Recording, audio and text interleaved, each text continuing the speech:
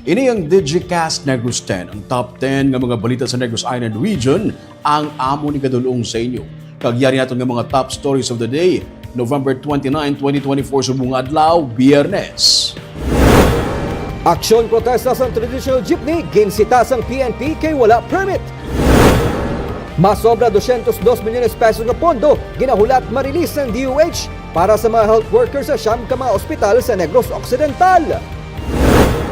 5 katuig nga bata na upod sunog sa campus ang tubo sa Himamaylan City.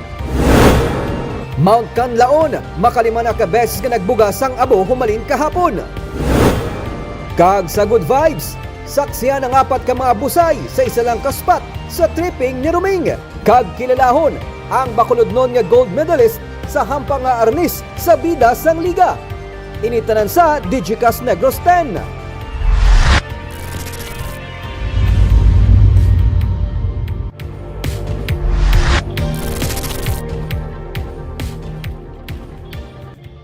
Sa number 10, malapad nga bahin sa Pilipinas maka-eksperyensya sang malaka-laka nga pag-ulan, samtang ang Negros Island Region naman pwede maka-eksperyensya sang hinali nga pagbubo sang ulan. Ang hangin amihan nagadala sang ulan sa North kag Central Luzon. Ang shear line o kunang pagtabuay sa mainit ug babugnaw nga hangin ay nagadala naman sang ulan sa Southern Luzon. Kag ang Intertropical Convergence Zone o kun ITCZ kung napagtabuay sang hangin sa Northern kag Southern Hemisphere ay nagadala sang ulan sa Visayas kag Mindanao. Sa Negros Island Region, palabuton ang lapta-lapta nga pag-ulan kag pagpanaguob dala sang ITCZ. Sa pag-asa, wala sila sang may na-monitor nga weather disturbance sa sulod kag sagwa sang Philippine Area of Responsibility sa karon.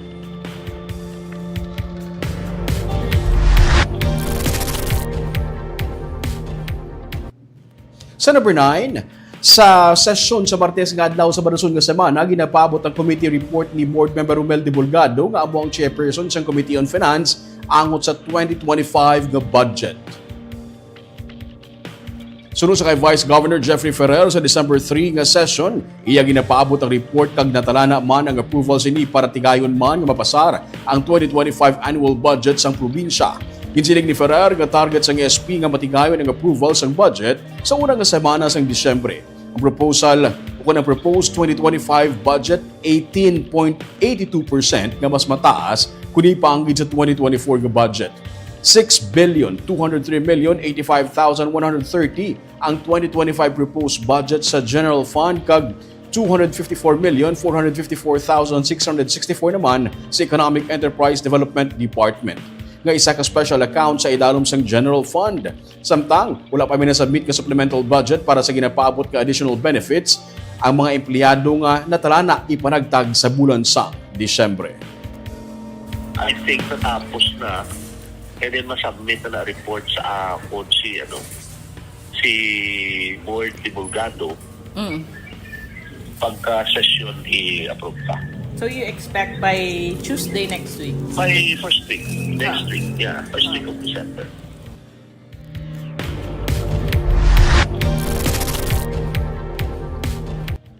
Sa number 8, Department of Education mas scale down kung mas pasimplihan na lang ang selebrasyon sa Christmas party.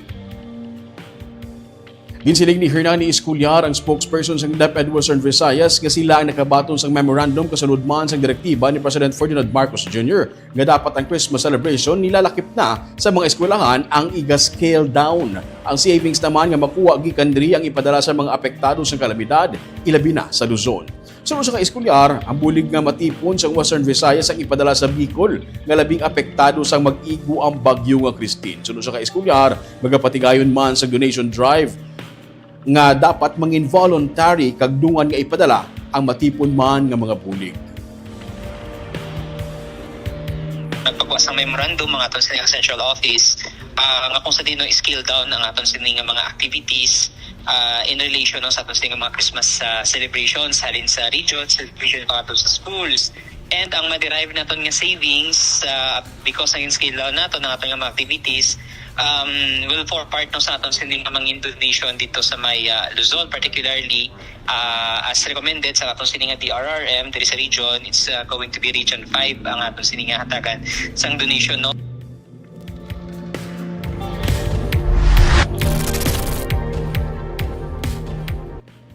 Sa number 7, 5 ka mga police stations planong ipatukod sa Bacolod City.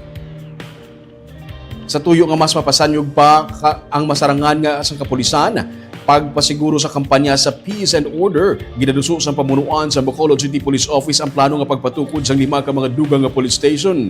Pero ginakinahanglan nga ma-reclassify ang syudad alin sa Type B status pagkadto sa Type A status nga kinahanglan sang pag-expand sa clustered police stations halin sa napulo pagkadto sa 20 ka mga police stations. Gisiling ni Mayor Albi Benitez nga hindi dapat mabilin ang kapulisan sa gina-develop na super city. Gani suportado niya ang plano. Nalakip sa ginaplano nga tukuran sa dugang nga police station ang Barangay Banago, Estefania, Vista Alegre, Kabug kag Singkang Airport. Pabor man diri sa Vice Mayor Elcid Familiaran nga handa suportahan ang request ng kapulisan sa konseho.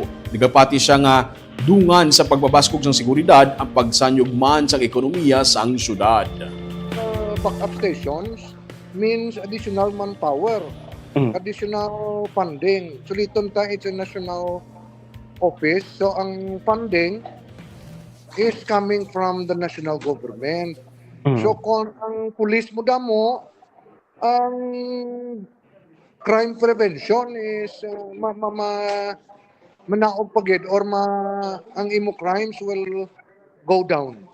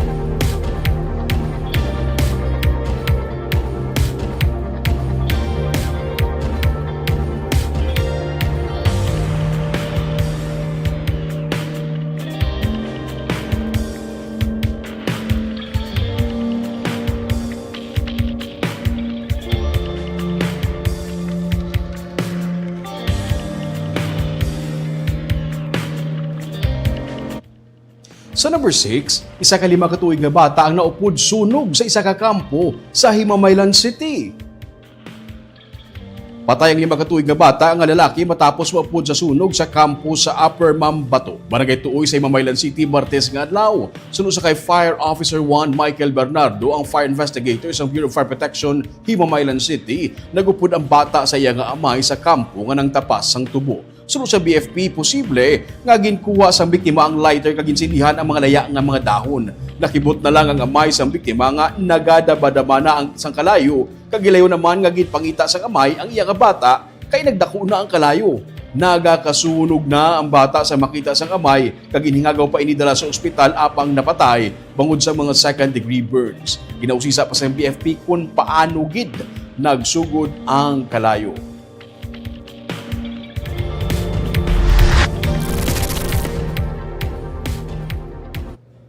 Sa number 5, 19 tanan ka mga LGU sa Negros Occidental na lakip na ang Negros Occidental Province ang pasidunggan sa SGLG awarding sininga Disyembre. Ang Bacolod City kabahin lang sa 19 ka mga local government unit sa probinsya nga magabaton sa Seal of Good Local Governance Award gikan sa Department of the Interior and Local Government sa The Manila Hotel sa December 9. Kabahin na sa magabaton sa award ang Negros Occidental Provincial Government, Bacolod City, Bago, Cadiz, Escalante, Himamaylan, La Carlota, Sagay, San Carlos, Silay, Sipalay, Talisay, kag Victoria City. Pasidunggan man ang mga banwas ang Ibim, Magalona, Hinigaran, Ilog, Isabela, La Castellana, kag Manapla. Ginsiling ni DILG Bacolod Head Christian nagaynay nga hindi man manginbasehan ang sang pag-release ng performance-based bonus ang SGLG Award bangod magabaton man sang incentive ang mga LGU. Ang floor standing kiosk nga digital interactive display sa lobby sa Bacolod City Government Center kabahin lang sa mga financial incentives nga napalapot sang DILG sa syudad. Plano ni Mayor Albi Benitez nga hindi ang magadugangan pa o kung madugangan kabahin sang ginapatuman nga digitalization program. But that is an incentive fund guaranteed under the SGLG law. that all our winners will be eligible to access the incentives fund that the LGU can use for all its development projects. This is a component of the SJLGIF, the community, the city barangay management information system. So they opt to utilize the incentives fund for 2023 to procure the equipment and the system that will house the management information system.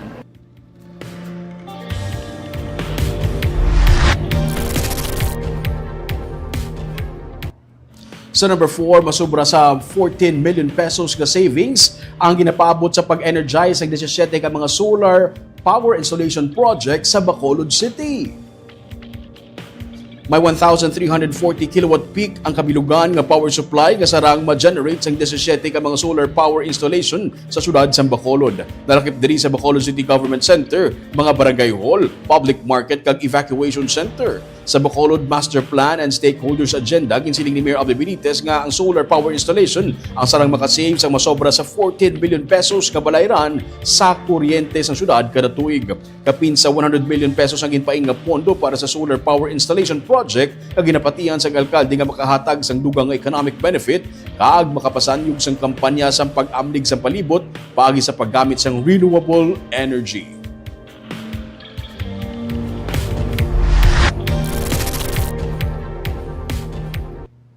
Sa number 3, makalima ka beses nga nagbuga sang abu ang bulkan Kanlaon sa kahapon nga adlaw kag kaina sang aga. Liwat na naman ini nga nagbuga sang abu. Ini ang video nga kuha sang grupo sa mga filmmakers nga nagashoot sang pelikula malapit sa Kanlaon. Makita ang gray nga aso nga nagagwa gikan sa baba mismo sa bulkan. Sa advisory sang NDRRMC, mga alas 10:17 natabo ang pagbuga sang abu kaina. Sa report ng Philippine Institute of Volcanology and Seismology, 5 beses nga nagbuga sang abu ang bulkan Kanlaon sang kahapon nga naglawig sang 5 to 20 ka minutos. Nagbuga man ang bulkan sang 4,896 ka tonelada sang sulfur dioxide nga naglabot sa 150 metros ang katason. May 21 ka mga volcanic earthquakes nga na-record sa sulod sang 24 oras. Paray naman ang paghubag sa sulod sang bulkan. Nagapabilin sa alert level 2 ang Kanlaon, Silingon. Hindi pwede magsulod sa 4-kilometer permanent danger zone.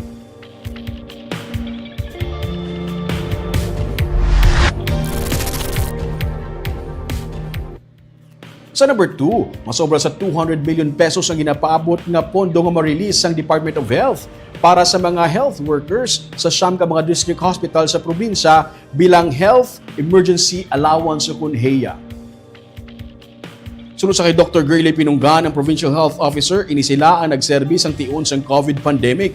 Nalakip man sa among kantidad ang balatonon sa pilaman ka mga katapo sang PHO. Sunod sa kay Pinunggan, ang 202,837,312 na claims ang tigayon na nga nasubmit sa DOH. Sa interview sa media sa kay Randy Piacita, ang pamuno sa Progressive Alliance of Capital Employees, ilagi nalauman nga kuntani sa mas madali nga panahon ma-release na ang ilang mga claims. Mula sa gihapon na baton sa mga frontliners sang siyam ka mga district hospitals ang probinsya ang ilang HEA para sa August to December 2021 kag January to July 2023.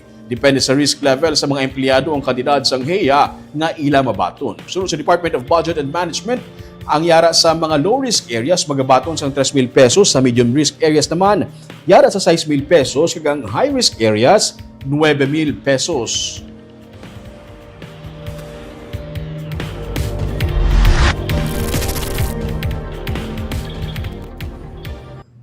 Kag sa numero 1 sa mga balita subong adlaw, mga katapos ang traditional jeepney nga organisasyon, nagrally kay nasang aga gani, ginpang saway sa mga pulis kay wala sang permit.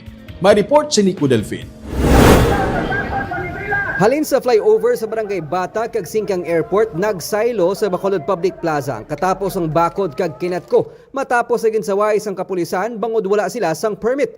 Pero bisan hasta na sa plaza, wala sila ginuntatan sang kapulisan. Ginayo sila ni Bacolod City Police Office Director Police Colonel Joresti Coronica nga magsulod sa plaza agud hindi makasablag sa nagalinabay nga mga motorista sa dalan.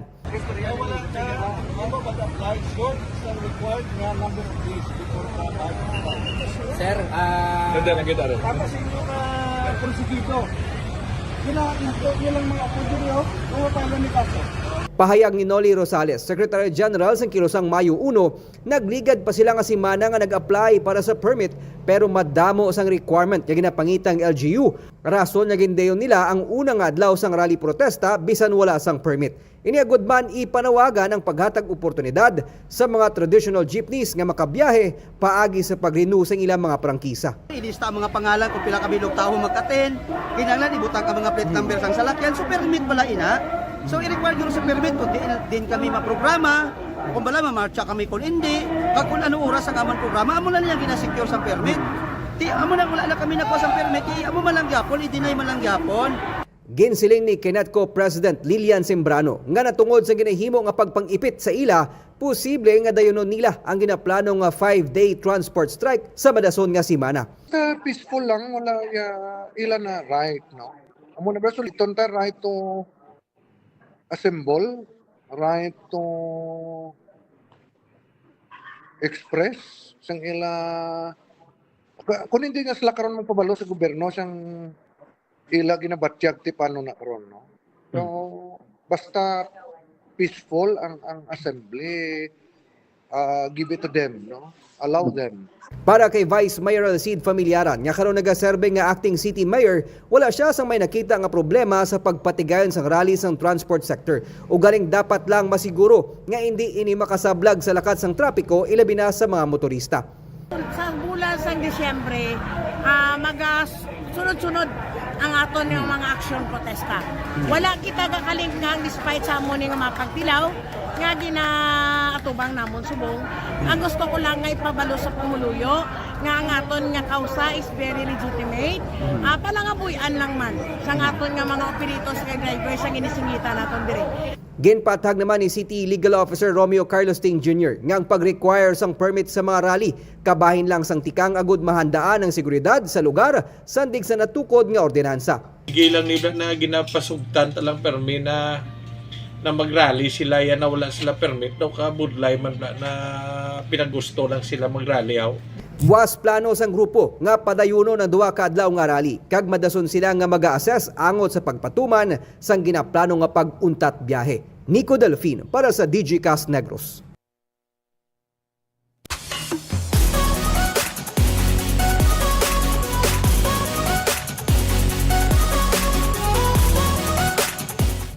Kagyari naman ang pangpabalo namon nga pang pag-good vibes sa inyo sining nga weekend. Sa ika-200 nga episode sa Tripping ni Roming kag sa panugod sang Season 3 aton katuan ang isa ka malaparaiso nga lugar. Isa lang ka spot pero may 4 ka mga busay kag ini ang sinigid lamang na diskubrihan sang LGU kag plano nga i-develop. Ini ang katuan ta sa Tripping ni Roming Season 3. Ato naman kinalahon ang Bacolenyo nga bastonera nga gold medalist sa hampang arnis kag ano bala ka importante sa iya ang ginapabugal nga traditional mixed martial arts sang Pinoy sa episode sang Bida sang Liga sa Sunday.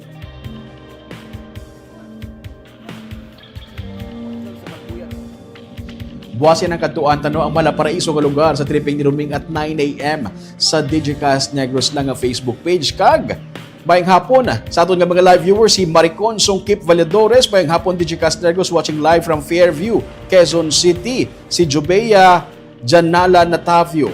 Bayang hapon kag salamat sa mga preska nga balita sa matag adlaw Digicast Negros, si Benji Borlas, bayang hapon Digicast Negros, si Henry Macoy, bayang hapon Digicast Negros, si Janine Nava, bayang hapon Digicast Negros, si Mone De Pedro.